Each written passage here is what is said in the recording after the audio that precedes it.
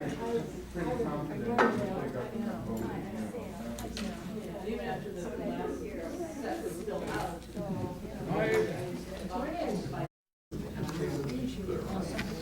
afternoon. My name is Tricia Denton, and I'm the president of the League of Women Voters, Leelanau County. Welcome to today's forum. The League of Women Voters is a nonpartisan political organization that encourages informed and active participation in government, works to increase understanding of major public policy issues, and influences public policy through education and advocacy. We never ever support or oppose candidates or parties. Membership is open to men and women 16 years of age or older who subscribe to the purposes and policy of the League. 35% of our members are men. More information on the League can be found at lwvleelanau.org, or you can see me or any of the other folks that have one of these name tags on after today's forum for more information on how to join. Annual dues are $5 for students of any age, $60 a year for non-student individuals, and $90 for a household. Dues assistance is available, and we encourage you to inquire regarding it. What else should I tell you? When you join the League, you also become a member of the League of Women Voters Michigan, U.S., and Lake Michigan regions, and you will receive publications and updates from those groups as well. Our next forum will be held at noon on January 9th. Please save the date. That's off our typical schedule. We're going to give us all a break after the New Year holiday and wait till the week after that to have our forum in January. So put January 9th on your calendars. I also wanted to alert people's attention to an event that will be happening tomorrow night at Scholars Hall at the Denos Museum. Peter Sinclair will be giving a talk, a climate change update, 6:30 Scholars Hall at NMC campus. Following the presentation today, we will take a short break and then reconvene for an informative, also short, we hope, League member business meeting. Guests are welcome to attend. Today's forum is titled, Make Your Voice More Powerful, How to Be an Effective Advocate for Public Policy. We've all voted, now what? Board members and Early Childhood Needs and Services Chair Sue Miller will now introduce our guest speaker, Renelle Weathers, from the she's the Public Engagement Director with the Michigan League for Public Policy.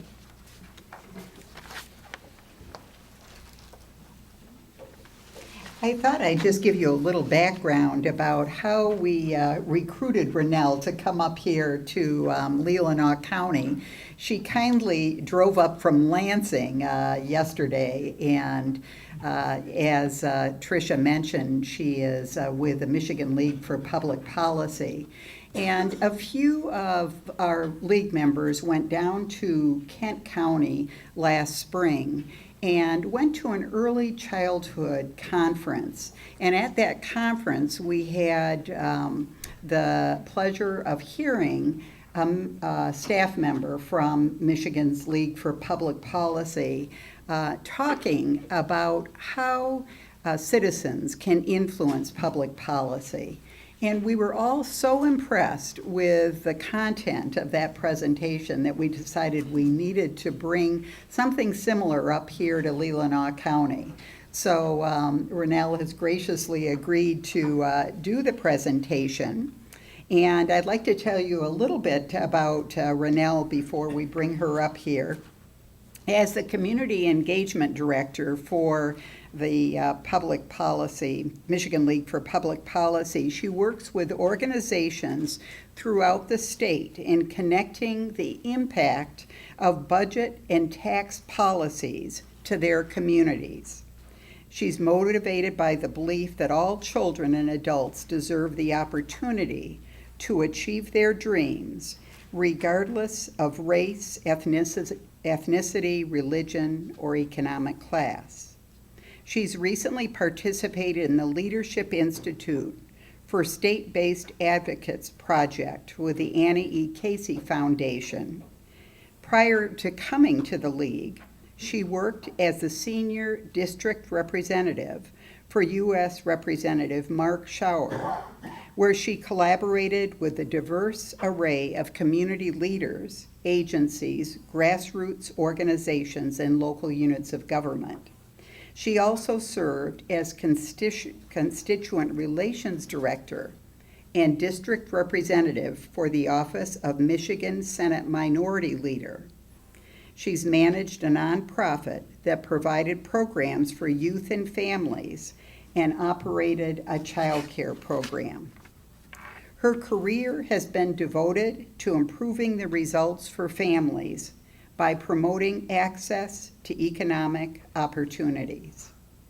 We asked Ronelle today to speak about public policy with early childhood issues in mind, because we're spending a lot of time and effort up here trying to really promote early childhood issues within Leelanau County. So while we're using early childhood as the topic today, I'd like everybody to step back and realize that it's really the framework that we're asking Ronelle to speak to as well, the framework about how we influence something as important as public policy. So now that we've all voted and we have the results, Ronelle is going to give us some ideas about how we can influence our legislators.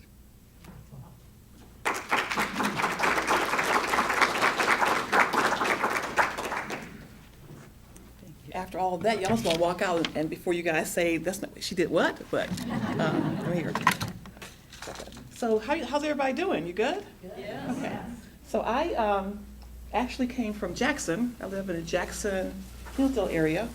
And I travel the state, helping people understand how policy impacts their lives and what they can do about it.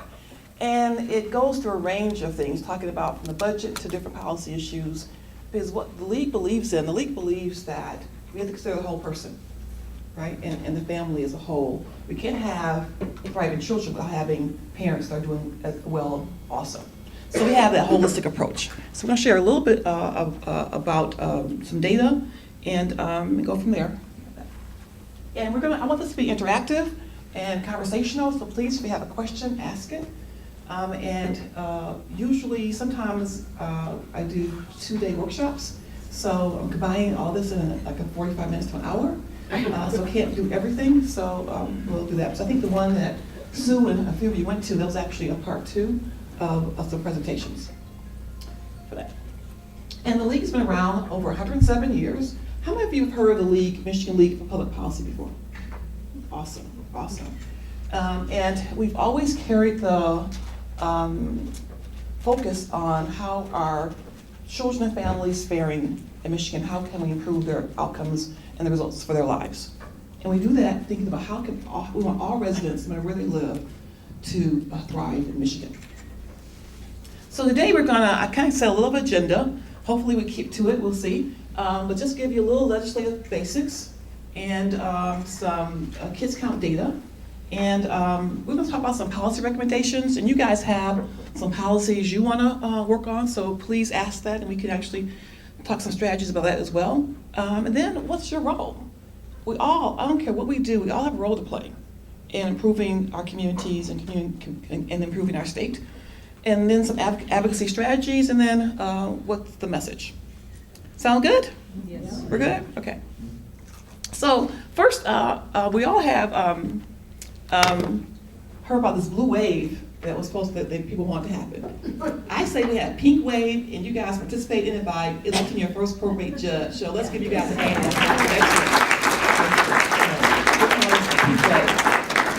So we're excited. And I know some of you guys are following the Ready by 5 millage in Kent County. And actually, I told someone it passed, but they're still counting. They have 175 out of 252 precincts counted, and it's leading by 142,000, So I'm sure you guys are going to be following that. So that'll be important kind of as a test for this community.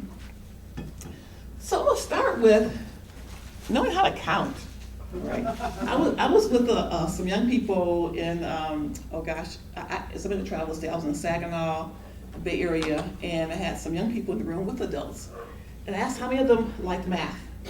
And only maybe a third of the group raised their hands. Math is important for all of your life because counting is really, really important. And as we go through this process today in this discussion, counting is a piece of it. As we do our strategies, we have to think about counting.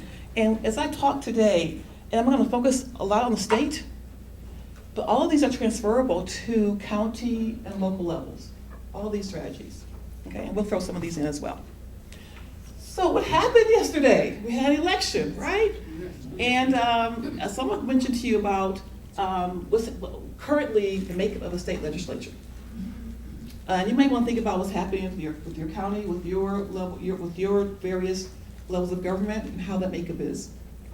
So currently, Michigan has 38 Senate districts and 110 state House districts. And currently, we have 63, 46, and 1. What does that represent? Anybody? Republican. And there was an open seat. State Senate, 27, 10, 1. And you need 20 to pass most legislation in the state Senate, 56 in that for a simple majority. Of course, there are times we need 3/4 and 2/3, depending on, those are rare occurrences. So that's important to know that when you're thinking about counting. So when you're looking at who you have to influence, who has the power, it's like a power map. Who has the power, right? In the league, we focus on, we're nonpartisan, so we have no permanent friends, no permanent enemies, only permanent issues, right? So we can, I don't care who's in power, we focus on what policy and issues can improve the lives of our children and families. And only thing about it, how you frame it depends on who has power. So it's important to know that in order for something to pass, you need someone in the majority of power to actually introduce it, or at least co-sponsor it, for it to go anywhere. Now, when I say that, there's never always. There are always exceptions, right? So when I say this, right now, after the election, anyone know the term lame duck? Yes. Right, so right now, in lame duck, things happen that don't usually go with the norm. So things happen because deals are made, and they can do things under darkness, basically, and do it really quickly. So after the election, what happened last night? So right now, does anyone know? Numbers. So this is the numbers, nothing is certified yet. Right now it looks like there's gonna be 20, I did write down, 21 Republican senators, 17 Democratic senators. On the state reps, looks like it's gonna be 57 Republican, 53 Democrat. So that means what? Well, there's maybe more possibility of bipartisan issues being passed, right? So may not be as much grid, like it could be, we don't know, right? How do people, how well they play together? I have a group out of the east part of the state, and we have, I do a monthly, kind of bi-monthly conference call about the budget and potential with the budget, and we talk about how their representatives, how they operate in Lansing. Do they actually do bipartisan things? Do they do co-sponsoring, or they kind of isolate themselves? It's important to know that. I call it, we have a legislative coordinator, and I call it legislative stalking. So what does it look like for that? So it's important to count and understand those issues. And the same process works for federal. And you guys know we have you guys probably already know we have a bicameral system, and we have our government set up just like the federal. So we have a governor who can veto. Only difference between the federal and the state process is that we have our constitution. We have to have a balanced budget, and that actually makes a difference in some of the strategies we have to do. Okay. So I just mentioned opportunities, right? So by having those changes, right, those opportunities, and regardless, there's a new administration. Whoever one's going to be new, so those are all opportunities. And within those numbers of state House and state Senate, there are 40 brand new state house members. What's their experience? I mean, what information do they have? Do they actually know what our communities value, what you value? Does your rep know that? Will they know that? Only they know that if you tell them. And how are we going to do that? We're going to talk a little bit about that today. And so part of it is, are you prepared to have those conversations? Right. So today we're talking about how we prepare and how we take advantage of these opportunities. And this will actually, and sometimes they say preparation, opportunity, success. I say it gives you a pathway of opportunities to success. So we're going to start with focusing on thinking about policy. So when you have there are challenges in your issues facing your community that you want to improve, and some of them have their root causes. Sometimes it's not just surface, like kids not reading by third grade. It doesn't start in third grade. Those start in early education, right? It starts at actually birth. And sometimes prenatal is a part of those issues. So where are those causes? And many times most of the answer is in policy. Because policies that impact us now were passed 5, 10, 15, 20 years ago. I'm gonna talk a little bit about third grade reading law. That passed in 2015. It won't go into effect until 1920 school year. Most people aren't gonna remember that the people that passed it won't even be in office. Those policies will impact. So we're thinking sometimes, we think so short term, we think long term as well. We're good? Makes sense? So let's talk about some why data is important. So when we think about policy and deciding what issues we're going to work on and why, I'm sure this room has diverse thinking on what to focus on. And I know right now you're looking at early education, but I'm sure other things that other groups are working on, correct? Mm-hmm. Right. So how are you going to prioritize that? What should be your number one? I had a group in Lansing, and they were dealing with mental disabilities. They were dealing with senior issues, and they came together to meet. And we did some training for them to meet with the legislator. Well, they decide what's the number one thing they're going to talk about. So you have 5 groups there representing 5 different issue areas. A legislator has probably 10 to 15 minutes to talk to you. If you give them 5 or 10 things, are they going to remember any of them? No. What's the one thing you want them to remember? And some of the stuff is going to be repetitive in different aspects. It's because these are important pieces to remember. So when you think about data, so when we pick issues, are we looking at data to know? I had a group that was working on workforce development, and they picked an age group of 18 to 24 to focus on. Well, when they found the data showed that 25 to 35 was the age that actually was doing worse. So data is an important piece to understand where are you really focusing on, are you focused on the right part of that solution. And so data tells us, it really helps us, it informs us of where the issues are happening. Also, it identifies relationships between issues. So poverty and graduation rate, those correlate. So data also helps us understand that as well. And then the evaluation is important to understand, if what we are working on or suggesting is it really working? Not waiting 10 years to look at the data, but looking at it, because we really can tell if policy works. There are measurements we can look at to tell. And we're gonna talk a little bit about that. So who's heard of Kids Count? I think hopefully I got some Kids Count books over there, and I have the Leelanau County profile, and also I thought you may be interested in the Traverse Bay area profile. But we can, so Kids Count in Michigan Data Book, over 25 years, the Michigan League of Public Policy has compiled and analyzed data on comparing the 82 out of 83 counties in Michigan on child well-being, and they're ranked. Now, why do you think we don't do the 83rd county? And who can guess where that probably is? Wayne County? No, we don't count Keweenaw because we don't have enough data. For that. And if you have previous books, you can't compare them because there was some different measurements used in this book, so you can't compare the old books with this one. So in Leelanau, so if you look at it, and it looks goldish, right? The goldish Leland now is ranked 7 out of the 82 counties, which is really good, right?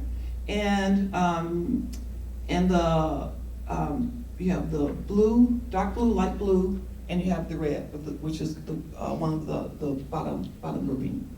And about 60 of the counties really had little or no improvement in that. And with the economy getting better, why that happened? And many times it's because of policies. They haven't kept up, haven't addressed root causes of some of the challenges. So we're going to talk about some of the things that improved and some challenges in Leland now. And I'm not going to go everything. Hopefully you'll look at the book, and if you read through the book, there's some narratives. Please don't read it while I'm talking. I'm watching you guys, so make sure you have the books kind of closed for that. So improvement were in child poverty and 0 to 17, and young children with food assistance showed you dropped by 50%. Now this is an important kind of thing to look at, because food assistance, actually the poverty didn't improve as much as the drop. So what happened? Well, policies impacted that. We now have a food asset test, so families that have 5,000 assets can't get food assistance. And these are all federal dollars, has nothing to do with the Michigan budget.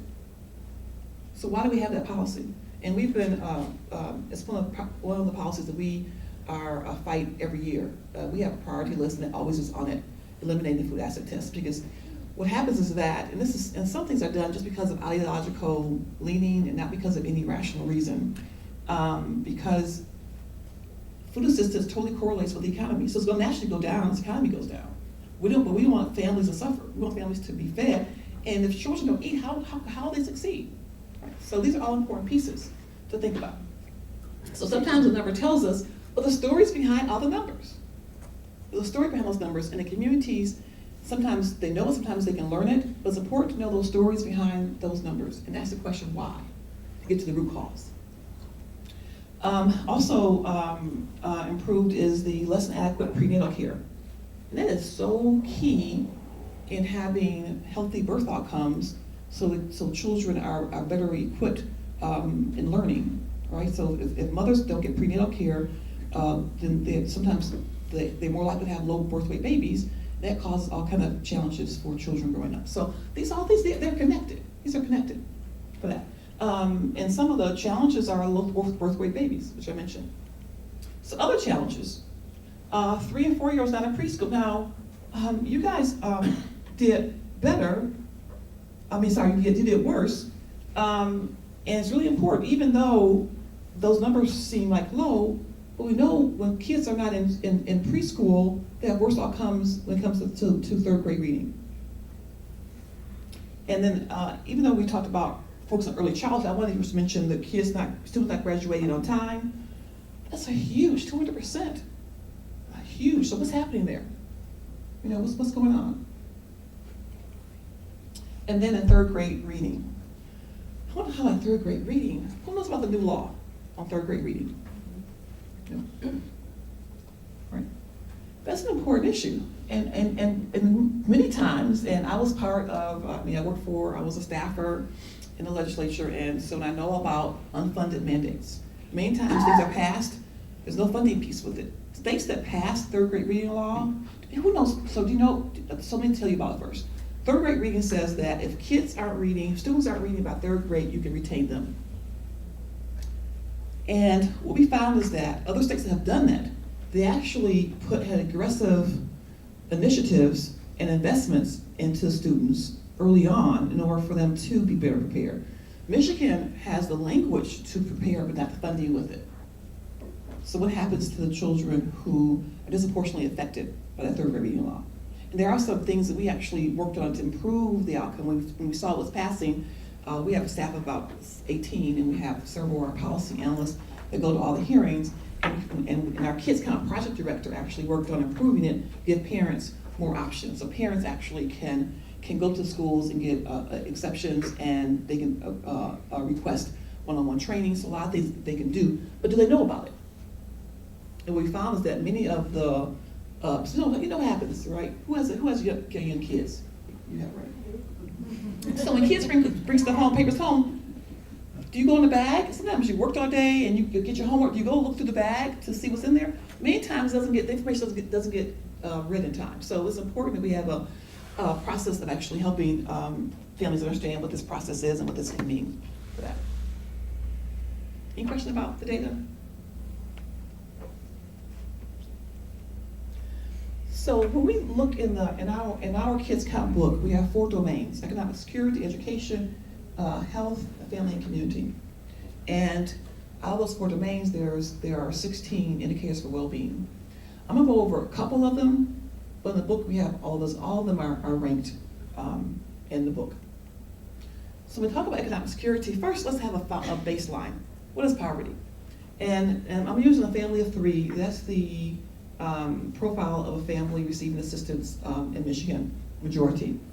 So we'll talk about deep poverty, and then poverty, 100% of poverty, and then families that are low income. Low income is 200% of poverty. That's important because actually we need to start expanding how we're looking at outcomes, not just focusing on poverty, but families that are low income are equally as impacted. So poverty in Leland now, 8.7%, which is really low. Now you have a single parent, which is female, that's 38% of those families are living in poverty. What does that mean? And we're gonna talk about a little bit about that. So it's important to understand data. What are we thinking about? How are we framing some of these solutions you tap for children? So when we think about data, and you look at data, so you have like in this slide here, child poverty, right? Right now, we've been a few minutes talking about the state. Some of these numbers aren't available locally. So for state, you have a total of 21% of children in poverty. You don't want any child in poverty, right? That number still is too high. Even though it's gotten better, it's still too high. But in order to actually understand what's happening, you need to have, when I say disaggregate data, actually have it by ethnicity and race. So you understand that when you help the populations that are doing the worst, it improves everybody. So if you only dealt with, 21% didn't deal with the fact that Latinx population is 30%, then you're missing the boat. Like, how do you think about it? So why is this community doing worse? And this will help the entire, improve the entire populations. So it's important to think about data actually disaggregate it as well. Because if we look at child poverty, we mentioned that even though it's gotten better, right? But kids under 6 are doing worse than the kids that are older, over 6. But also, I mentioned the connection to food assistance. So only 3 in 10 young children are receiving food assistance. What happens to the other ones, right? So where's the cliff? What's happening? There's a gap there, and what are we doing about it? And I'm only mentioning this to when you think about your solutions, and you think about how you're framing it, how are you, what actually are what you can focus on to improve the results for children in your area? Yes.